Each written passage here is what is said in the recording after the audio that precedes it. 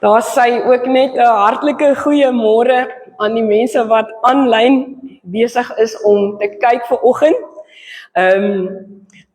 Ons kan solank blaai na Romeine Openbaring. Ons kan blaai na Openbaring hoofstuk 5. Dit is die heel laaste boek in die Bybel. Openbaring hoofstuk 5. En miskien sal van julle onthou verlede Sondag was daar redelik 'n bietjie van 'n beroering gewees.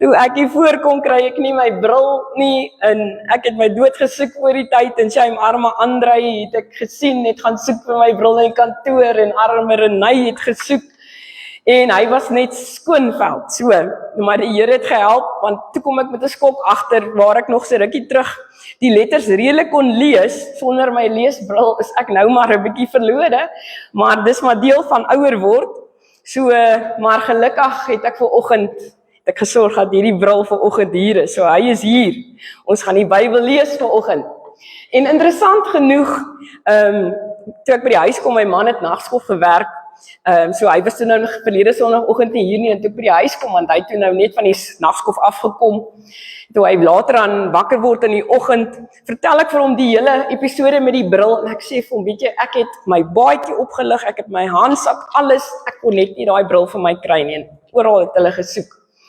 En snaaks genoeg toe ek teruggaan na die diens, na my sitplek toe, en ek kyk so op die grond, net langs my handsak, daar lê my bril, so, dit was vir my vreemd, en my man sê toe, dalk wou die Bose nie gehad het, daai boodskap moes uitgaan verlede Sondagoggend nie.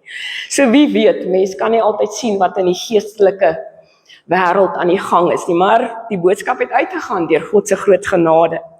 Nou ja, vanoggend staan ek hier met 'n halwe stem, maar ons gaan nog steeds aan, en ons gaan nog steeds die boodskap deel. Ek gaan dit nog steeds deel, soos wat ek glo die Here dit op my hart gelê het om te doen vanoggend. En baie dankie ook vir almal wat vir my gebid het reeds, en nog steeds, ek weet, op hierdie oomblik is al mense besig om te bid vir my. Dat hierdie stem net sal hou, en dat ons nie te veel sal sukkel met die keel nie. So dit is 'n voorreg om vanoggend dan nou die tweede boodskap wat ek glo die Here op my hart kom druk het in hierdie tyd, te kom deel uit sy woord uit. En net baie vinnig, ons is besig met so kort, is maar eintlik 'n mini-reeks, want volgende Sondag is die laaste boodskap, dis 3 boodskappe, maar die Sondag daarop, ek wil nou nie te veel weggee nie, dis eintlik 'n verrassing, is daar iets anders wat baie spesiaal gaan wees, wat tydens die oggenddiens gaan plaasvind, gewone tyd, maar ons sal volgende Sondag dalk so 'n bietjie meer daaroor sê. Maar in elk geval, so vanoggend is ons by ons tweede boodskap, ons het verlede Sondag begin met hierdie reeks, met die titel of die tema, Jesus, Leeu van Juda en Lam van God. Met ander woorde, wat beteken dit vir ons in hierdie lydenstyd, in hierdie paastyd, dat ons in die Bybel lees, dat Jesus, terwyl hy die Leeu van Juda genoem word, en ons vanoggend gaan ons nogal raak sien, onder andere waar hy so genoem word in die Bybel, ons gaan dit inderdaad lees.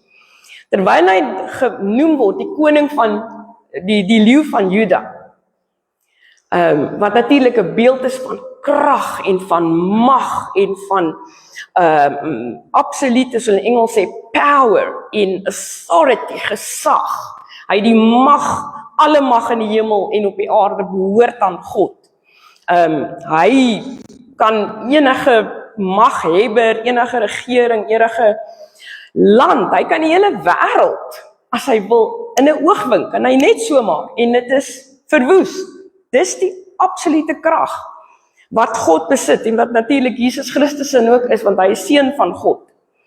So hy is daai Leeu van Juda, maar in dieselfde asem, lees ons ook en hoor ons, dat hy die lam van God is, dat hy soos daardie paaslammetjie is, hy was inderdaad ook, daardie paaslam het ons verlede Sondag gehoor, wat aan daardie kruis op Golgotha gehang het, in elke een van ons en elke ander mens wat ooit gebore sou word en wat nog gebore gaan word, wat hy in ons plek gehang het en die skuld en die sonde las op sy skouers geneem het. Hy het ons sondes gedra.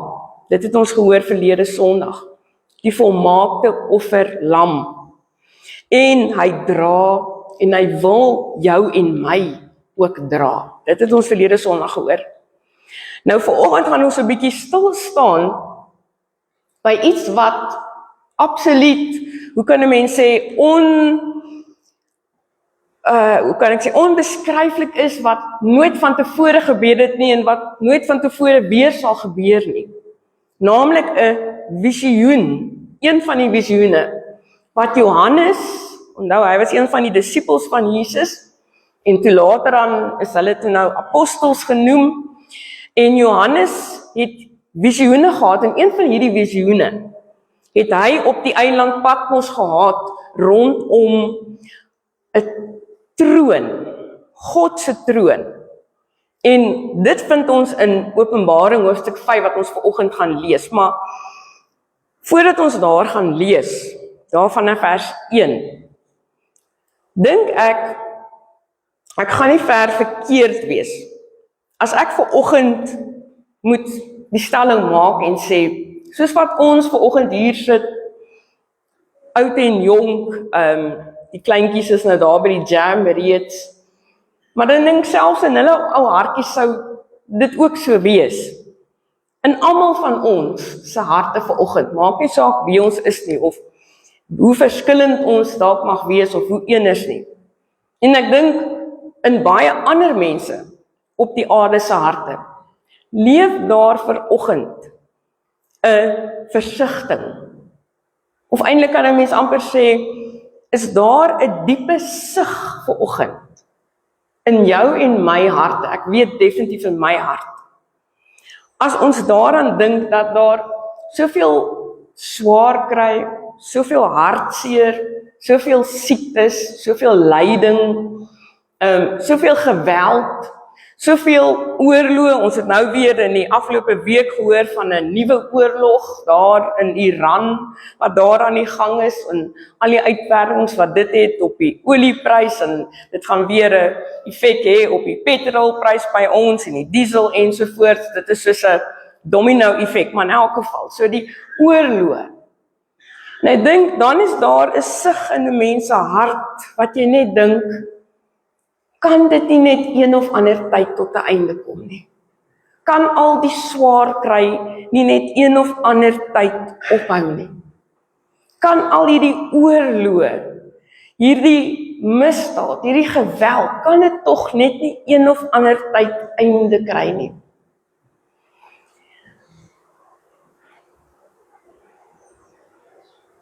Al hierdie beproewinge wat 'n mens baie keer moet deurgaan, kan dit nie net tot 'n einde kom nie. Ek dink baie van ons voel vanoggend so, party dae meer as ander dae. As jy vanoggend so voel, kan jy verseker weet, jy is nie alleen nie. Eintlik is dit bedoel om so dat 'n mens so voel. Want dit laat 'n mens besef, daar moet iets wees om na uit te sien. Al hierdie swaar kry, al hierdie lyding, al hierdie beproewing, waardeur 'n mens gaan hier op aarde, dit kan tog nie die einde wees nie. Dit is tog seker nie al waaroor dit gaan nie. En in ons donkerste oomblikke kan 'n mens dalk selfs wonder en dink, maar wat as dit is? Wat as hierdie aarde maar eintlik alles waaroor dit uiteindelik gaan, met al sy swaar kry, al sy lyding, al sy hartseer, wat as dit so is? Maar daar's gelukkig goeie nuus vanoggend. Ekskuus, my mond is nou net so droog van al die opdroogpille. Daar's vanoggend goeie nuus. Want reeds in Romeine 8, ons gaan dit nou lees nie. Daar in Romeine 8, vers 22, jy kan dit later gaan soek as jy wil. skryf Paulus en hy sê, die hele skepping, die ganse skepping, met ander woorde nie net die mensdom nie, maar die aarde, die natuur, alles wat in die natuur aan die gang is, met hoe die natuur in sekere opsigte ook deur die sonde benadeel word, en die klimaat en die droogtes en die siektes, die siektes onder die vee wat ons nou weer ervaar hier in Suid-Afrika. Dit alles laat die skepping ook sug na wanneer Jesus 'n einde sal maak aan dit alles. So jy vanoggend nie alleen te voel as jy daai sug in jou hart het nie. Want Paulus sê dit is inderdaad so. Maar daar is goeie nuus vir jou en vir my vanoggend. En dit vind ons onder andere hier in Openbaring hoofstuk 5, as gevolg van dit wat hier gebeur het, wat hier beskryf word in hierdie aangrypende gedeelte. Nou kom ons aan lees daar wat gebeur het toe Johannes hierdie visioen gehad het, daar in die hemel wat hy hierdie visioen gesien het. In die regterhand van hom, dis nou God die Vader, wat op die troon sit, het ek 'n boekrol gesien, wat aan die voor en aan die agterkant volgeskrywe was, en wat met 7 seels goed verseël was. Toe het ek 'n sterk engel gesien, wat met 'n harde stem uitroep, wie is waardig om die boek oop te maak, deur die seels daarvan te breek? Kom ons stop net gou daar. Hou net oop daar. So dis die prentjie wat ons nou in ons gedagtes moet kry van Johannes wat hierdie visioen het en hy sien hierdie amazing troonsaal en op hierdie fantastiese troon sien hy God die Vader wat op hierdie troon sit. En dan is daar engele en daar's ouderlinge en daar is lewende wesens. Ons gaan nou nie op daai fynere detail ingaan nie. Maar dit is 'n hele bedrywigheid wat in hierdie troonkamer, hierdie troonsaal aan die gang is, terwyl God die Vader op hierdie hemelse troon van hom sit. En dan sê Johannes, sien hy dat God die Vader in sy hand 'n boekrol het. Met ander woorde, eintlik, dis 'n perkamentrol. Soos in daardie tyd het hulle nie boeke gehad soos ons nie, maar hulle het die rolle gehad wat jy oopgerol het, en hulle sê jy het hom vertikaal oopgerol. Met ander woorde, hy was soos toegerol van beide kante af, en dan soos wat jy gelees het jy hom al hoe meer oopgerol. En dan was daar nou belangrike inligting opgeskryf. Maar hy sien dat hierdie boekrol in God die Vader se hand is nie oop nie. Dis toe. En dit is verseël. Nie met 1 seël om dit toe te hou nie, nie met 2 nie, maar met 7. 7 seëls wat hierdie boekrol toehou. Nou, die slim mense sê dat hierdie boekrol wat in God die Vader se hand is, verteenwoordig die ontvouing van God die Vader se uiteindelike plan na die volleinding van die wêreld. Hoe dinge gaan uitspeel tot aan die einde van die wêreld en wat gaan gebeur in die einde van die wêreld, wanneer die hele aarde en alles soos ons dit ken tot 'n einde gaan kom. Dis alles opgeskryf in hierdie boekrol. Maar hierdie boekrol is dig verseël met 7 seels. En hoor nou wat gebeur verder. Want ons het nou gelees dat daar 'n sterk engel uitgeroep het met 'n harde stem en sê, wie is waardig om hierdie boek oop te maak deur die seels daarvan te breek? So dit kon nie net enige iemand wees nie. Dit moes 'n baie spesifieke, baie spesiale figuur wees wat geregtig was om hierdie baie belangrike dokument kan oopmaak, hoe die res van die skepping gaan uitspeel, die verloop van die wêreld gebeure tot wanneer alles tot 'n einde gaan kom hier op aarde. En ons gaan dit nou lees nie, maar dan hoor ons daar dat daar gesoek is na iemand wat daar in die hemel was, iemand op die aarde, onder die aarde, daar's oral gesoek, skryf Johannes, na iemand wat geskik sou wees om hierdie rol oop te maak. Maar daar was nie engele wat geskik was daarvoor nie profete nie konings nie, niemand in die hemel, niemand op die aarde of onder die aarde is gevind nie, om hierdie boekrol oop te maak nie. En dan sê hy, in vers 4 skryf Johannes, en hy sê, ek het baie gehuil, omdat daar niemand gekry is wat waardig was, om hierdie boek oop te maak, en daarin te kyk nie. En weer eens die slim mense wat nou 'n studie maak van hierdie Griekse woorde sê, hierdie huil van Johannes was nie maar net 'n bietjie huil en 'n paar trane afhaal nie. Dit was 'n harde, diep, onbeheerbare gehuil, diep snikke, wat Johannes ervaar het. Hoekom? Want Johannes en almal daar het geweet, as daardie boekrol nie oopgemaak sou kon word, deur die regte figuur, die regte, kom ek sê persoon nie, dan sou die pyn en die lyding op die aarde maar net aangehou het. Uiteindelik sou die kwaad uiteindelik oorwin het. Uiteindelik sou daar geen vooruitsig wees op geregtigheid of op iets beters nie. Dit is as niemand daardie rol kon oopmaak nie.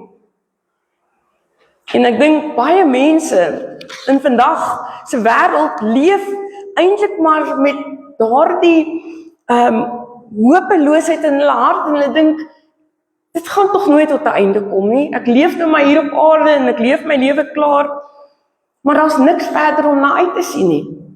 Uiteindelik gaan die verkeerde tog wen. Maar nee, want God is in beheer. Want dan hoor ons hierdie woorde van 'n ouderling, daar in vers 5. Dis nou een van die ouderlinge wat daar by die troon was. Toe sê een van die ouderlinge vir my, moenie huil nie, want kyk, die leeu uit die stam van Juda, die afstammeling van Dawid, het die oorwinning behaal, en hy kan die boek met die 7 seels oopmaak. Hy, hierdie leeu van Juda, het die oorwinning behaal. Waar het hy die oorwinning behaal? Aan die kruis op Golgotha, daardie Vrydag. En toe hy daardie Sondagoggend opstaan uit die dood uit, toe daardie graf leeg is, het hy die oorwinning behaal. En dan Johannes kyk nou terug. Dis nou na Jesus se opstanding en terug, en wat hy terug is hemel toe. So hy skryf hier en hy sê, hierdie leeu van Juda, hoor hy sê die ouderling, hy kan hierdie boekrol oopmaak. Hoekom?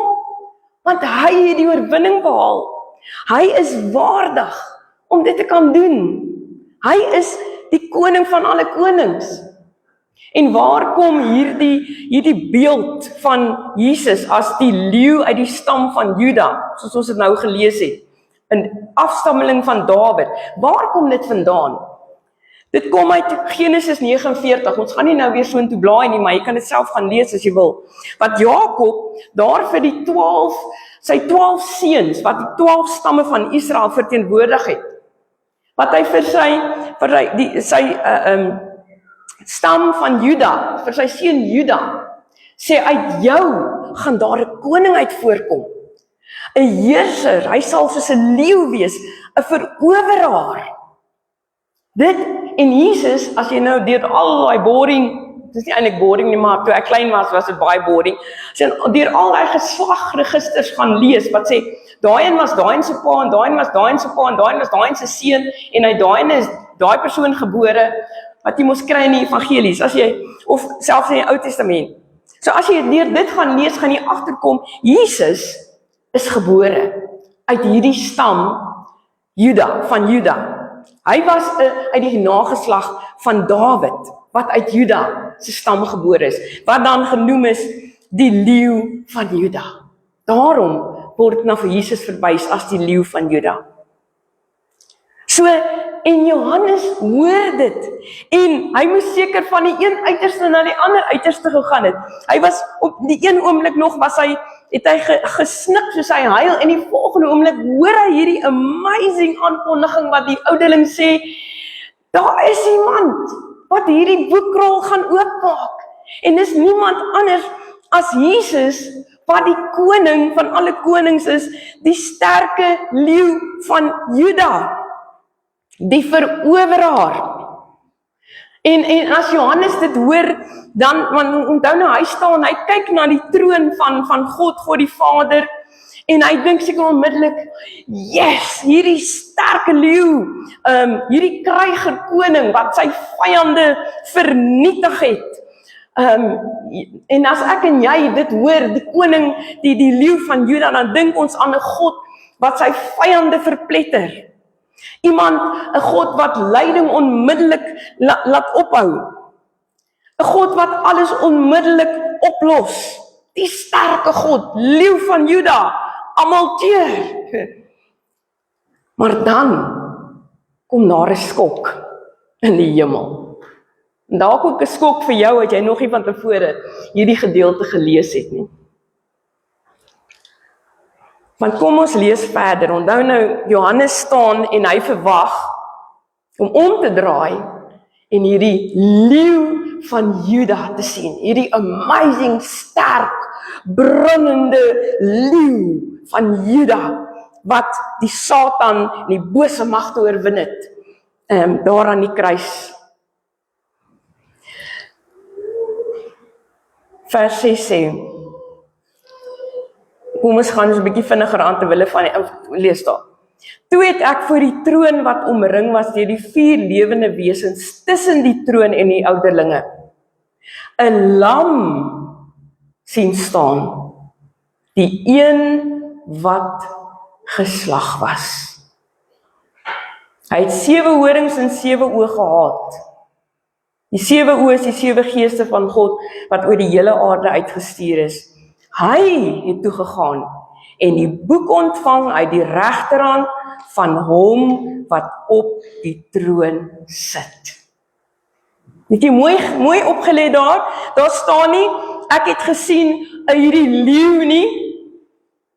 Johannes draai om en hy is geskok, want hy sien nie 'n leeu nie, hy sien 'n lammetjie, 'n lam. 'n lam wat jou laat dink aan 'n dier wat weerbaar is, het ons verlede week gehoor. 'n lammetjie wat jou nie laat dink aan 'n kragtige leeu nie. Hy sien die lam, Jesus wat daar staan as die lam van God wat geslag is. En sien, die leeu van Juda is toe uiteindelik ook die lam, die paaslam van God. Die oorwinnaar oor die dood was self die offer wat aan die kruis gesterf het. Die koning van alle konings, Jesus Christus, was self die gekruisigde, die vervloekte, wat in jou en my plek die vloek gedra het van die sonde. En in daardie oomblik, toe Johannes hierdie lam sien, gebeur die grootste paradoks of teenstrydigheid in die wêreldse geskiedenis. Want die leeu het oorwin deur die lam te word. Jesus Christus Het nie die sonde oorwin deur daai Vrydagmiddag aan daai kruis te hang en sy hemelse Vader te roep en te sê, Vader, vernietig al hierdie mense, die ganse mensdom, wis hulle uit, want dit is wat hulle verdien. Ek het genoeg gehad van hierdie mense se nonsens, ek is nie nodig om hier te hang nie, ek is die koning van alle konings, alles behoort aan my, ek het hierdie mense nie nodig nie, wis hulle uit, klaar, finies en klaar, storie is afgehandel. Dit is wat die leeu van Juda kon doen, maar dit is wat Jesus kies om nie te doen nie, want hy oorwin die sonde deur te sterf daarvoor. Hy oorwin die kwaad deur die straf vir die sonde op homself te neem.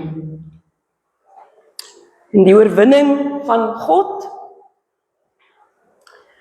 dit lyk nie soos oorheersing, overpowering nie. Maar die simbool vir die oorwinning van God oor die sonde, oor die bose, oor die hel, lyk soos 'n kruis. Dis die simbool van God se oorwinning oor die sonde, oor die dood, oor swaar kry, oor lyding. En dan kom ons by die laaste gedeelte, of die laaste deel van hierdie deel wat ons gelees het vanoggend. Let mooi op, hy sê daar, kyk in vers 5, vers 6, 'n lam het ek sien staan. So let wel, hierdie lam lê nie. Hy sê dit gelyk, lam het gelyk asof hy geslag was. 'n Lam sien staan, die een wat geslag was. So hierdie lam lê nie. Antwoord, hierdie lam is nie dood nie. Hy's nie meer dood nie. Ja, hy was geslag, hy was geoffer, hy het nog die merke aan hom. Maar hy sê, ek het 'n lam sien staan. Hierdie lam lewe. Hierdie lam het krag. Ons het hier gelees, hy het 7 horings, hy het 7 oë. Jesus Christus het die dood oorwin. Hy's nie meer oor dood nie. Hy was dood, daardie Vrydag het hom afgehaal van die kruis, sy liggaam in die graf gaan sit, hom in linne toegedraai, ons weet wat die evangelies vertel, maar daai Sondagoggend het Jesus opgestaan, en daarom leef hy, en daarom kon die lam staan voor die troon van God. Want sien, sonde het gedink, dit het gewen. Die dood het gedink, hy die laaste sê gehad. Toe Jesus sy asem uitblaas aan die kruis en uitroep, dit is volbring. Die hel het gedink, die hel en al sy magte het gewen. En die bose het gedink, die Satan, dat hy gewen het. Want nee, want 3 dae later staan Jesus op en hy kondig die oorwinning aan. Want wat soos 'n nederlaag gelyk het, was eintlik die grootste oorwinning in die geskiedenis van die ganse mensdom. Die groot paradoks in God se koninkryk. En dan sluit ons af, hoor ons verder, lees ons verder daar, dat die mense wat daar was, en die wesens, hulle almal daar in die hemel, het neergeval, en vers 9 sê, toe sing hulle 'n nuwe lied. U is waardig om die boek te neem en die seels daarvan oop te breek, omdat u geslag is en met u bloed mense vir God losgekoop het uit elke stam en taal en volk en nasie. U het hulle koninkryk en priesters vir ons God gemaak en hulle sal oor die aarde regeer. So die hele hemel bars uit in lofprysing, en ons het dit gesing vanoggend, waardig is die lam, die naam bo elke naam. Dis die lied wat hulle daar sang. En hulle sing daar nie, waardig is die leeu van Juda nie, hulle sing, waardig is die lam van God. Want sien, Jesus het opgeoffer. Hy het sy lewe vir jou en vir my geoffer. Vir mense soos ek en jy wat vandag hier sit. Vir mense wat stikkend is. Vir mense wat soek na betekenis en sin in hulle lewens. Mense wat skuldig is. Mense wat worstel met skuld. Mense wat 'n verlosser nodig gehad het. Nou wat beteken dit vanoggend vir jou en vir my? Dat Jesus, die leeu van Juda, ook die lam van God was en eintlik oorwin het, deurdat hy opgeoffer het. Want sien, dit is nie net hoe Jesus ons gered het nie. Dit is hoe Jesus vir jou en vir my as sy kind vanoggend kom roep om self ook te leef. Hierdie groot teenstrydigheid van die kruis, van die mense van die kruis. Want die wêreld sê, jy moet sorg dat jy wen, dat jy altyd eerste is, jy moet die sterkste wees, jy moet die beste wees, jy moet eerst aan jouself dink. Jy moet sorg dat jy eerste is en heel bo kan uitkom. Jy moet wen deur ander te domineer, ander te verslaan. Sien ons dit nie maar al te goed raak in die wêreldmagte, in die wêreld heersers, wat die sterkste en die beste probeer wees en teenoor mekaar in oorlog staan nie. Dis wat die wêreld sê. Die sterkste wen. Die sterkste is die beste. Maar die koninkryk van die God, ons as mense van die kruis, dit werk anders met ons. Die leeu van Juda het die sonde en die dood oorwin. Hy het die graf oorwin, nie deur mense te verpletter nie, maar deur sy lewe aan daardie kruis op te offer vir hulle. Daarom word ek en jy geroep vandag om dieselfde te doen as Jesus. Nee, ons kan nie, ons hoef nie aan 'n kruis te gaan hang in iemand se plek nie. Maar ons word geroep om lief te hê wanneer dit soms moeilik is om lief te hê. Ek en jy word geroep deur die Jesus, as ons soos hy hom wil volg in sy voetspore, om iemand te vergewe, al dink ons hulle verdien dit nie. Ons word geroep om te dien, selfs wanneer ons dink niemand sien dit eers raak nie. Ons word geroep om nederigheid te kies, waar 'n mens eerder sou wou hoogmoedig wees en trots wees. Want God weet wat die waarheid is. Hy weet wat waarlik ware mag is. Om te dien, al is jy die koning van alle konings, soos wat hy vir ons die voorbeeld gestel het. Want sien, die lam wat geslag is ook die leeu wat regeer tot in alle ewigheid. Omdat Jesus, die leeu van Juda, die lam geword het ons iets om na uit te sien. Het ons die ewige lewe om na uit te sien. Weet ons, swaar kry, pyn, lyding, siekte, die dood self, sê Openbaring 21 vir ons, gaan daar nie meer wees in die nuwe hemel nie, in die nuwe aarde nie. Dit gaan alles verby wees, dit gaan alles tot 'n einde gekom het.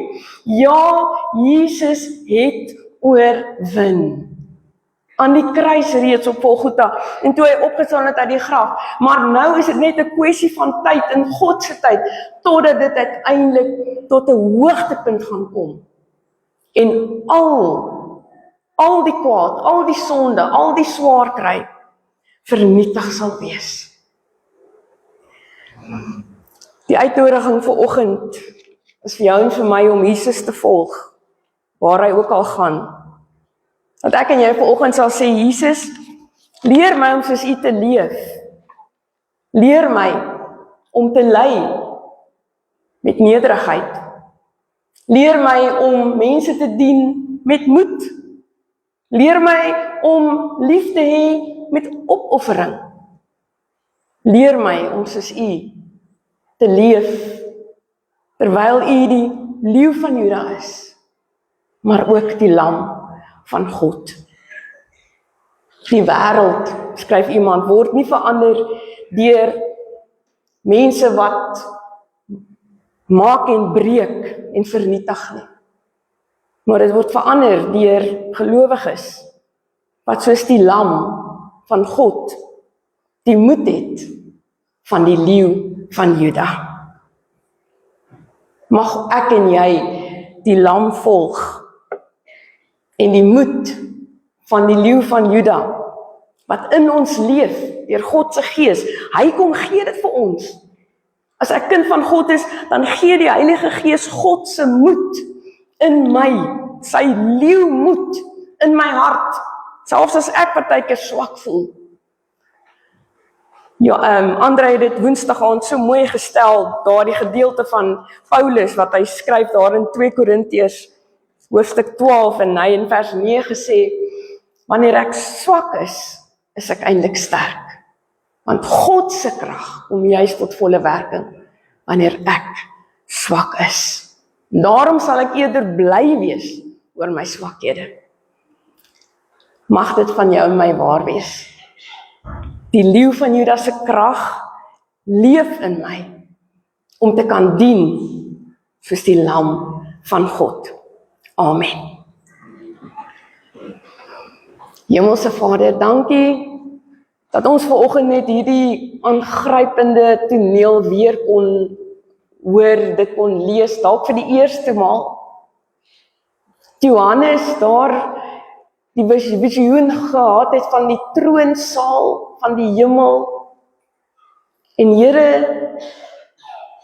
waar hy die leeu van Juda, hierdie kragtige, brullende leeu wat die mag van die dood oorwin het, wat die bose vir eens en vir altyd verslaan het aan die kruis, en daardie oggend toe hy opgestaan het uit die graf, waar hy Johannes hierdie leeu verwag het, wat uiteindelik ook daardie boekrol kon oopmaak en die volëinding van die wêreld bepaal, het hy omgedraai, en hy het die lam van God gesien, wat geslag was, wat gesterf het aan die kruis op Golgotha, wie se bloed gevloei het, wat ons so lief gehad het, dat U self eerder die offer geword het, in ons plek, vir ons sondes. Here, help ons deur die Heilige Gees, om so te leef, waar ons weet, ons het die krag van God, ons het die krag van die leeu van Juda in ons binneste, as ons U kinders is, want U Gees leef in ons. Maar dat ons daarom, in navolging van U, sal lief hê, met opoffering. Wat ons sal kies om te vergewe, al dink ons iemand verdien dit nie. Dat ons deur te dien, en so 'n voorbeeld te stel, die wêreld sal wys wie U is. Dankie Here, dat ons dit kan kom bid in nederigheid, en in volle afhanklikheid van U alleen. Amen.